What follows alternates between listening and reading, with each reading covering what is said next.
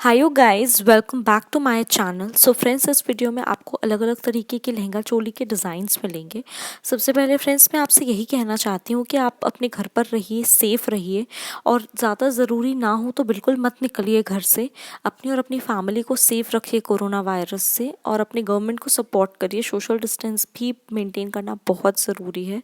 सो friends, इस video में आपको डिफरेंट तरीके के लहंगा चोली के डिज़ाइंस मिलेंगे जो कि ब्राइड के लिए और ब्राइडमेड दोनों के लिए हैं। आपके यहाँ पे अगर कोई भी फंक्शन हो रहा है तो आप इस तरीके के आउटफिट्स बनवा सकती हैं जो कि एक बजट रेट्स पर भी बन जाएंगे। और अगर आप थोड़े से हेवी फैंसी आउटफिट लेना चाहें तो आप किसी भी अपने नियर बाय स्टोर्स में रेडीमेड जाकर ले सकती हैं। अगर ब्राइड है तो वो इस तरीके का अपने मेहंदी के लिए लहंगा बनवा सकती है जो कि बहुत ही अच्छा लगता है।